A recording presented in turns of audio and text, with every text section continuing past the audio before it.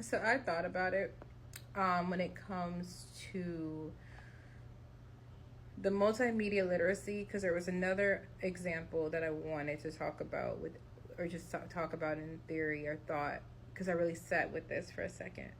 Harry Potter is a prime example of a multi-layered character-based storyline, history, folding, all these different things. I love Harry Potter. I am an avid Harry Potter fan fiction reader now. I have all 7 books. I loved all 7 books. I wish they put more details sometimes in the movies versus the books, or versus when it comes to the book adaptation to the movie adaptation. But I thought about it when it came to the media literacy of what we learned from Harry Potter, and I think it took me to about my 20s to really sit with myself and be like, no, Harry was abused as a child. Ron is one of 7, 6 boys, 1 daughter, like 6 sons, 1 daughter, and a house full of 8 people. It's loud, it's rambunctious, it's not easy. Their parents cannot afford 7 kids. I don't know how they did it. They couldn't afford it. Draco was lonely.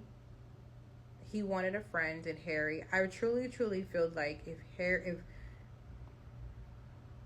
Harry had not saw Draco as a bully like he did with Dudley, I almost feel like those two could have been really good friends. I read so many fan fictions where Draco and Harry have been friends, and it's a beautiful relationship. And I truly kind of hate how, because of what happened to Harry and Dudley, which is his cousin, and because Dudley was so much bigger than him and treated him horribly, I hate how he at 11 years old took what happened with Draco as a means to say, Draco's a bully, I don't want to be near Draco, and Draco took it as a rejection because he genuinely wanted to get to know him for who he actually was.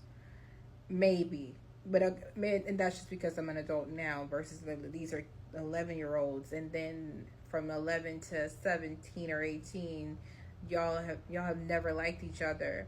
And I think it's really not about not liking each other. I think if we really looked at Harry, he doesn't like bullies. He doesn't like people that think they're holier than thou, and that is in a sense where Draco comes from.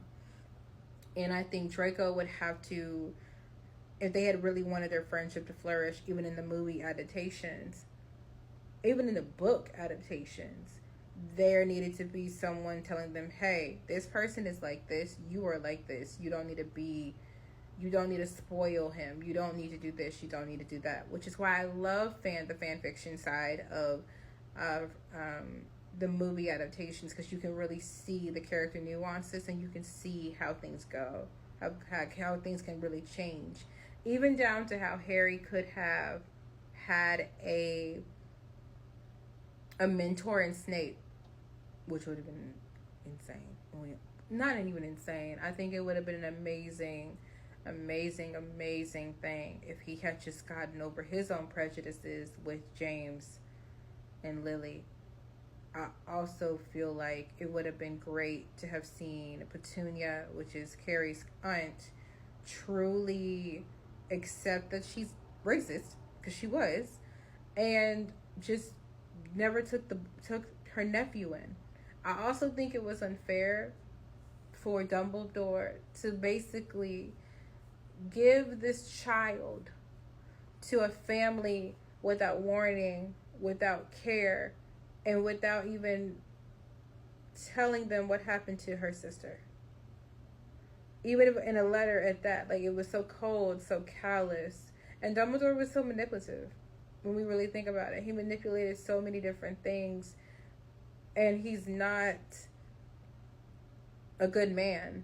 I think the most honorable or honest man at one point might have been Snape, Even when he told Dumbledore, you led the child to slaughter.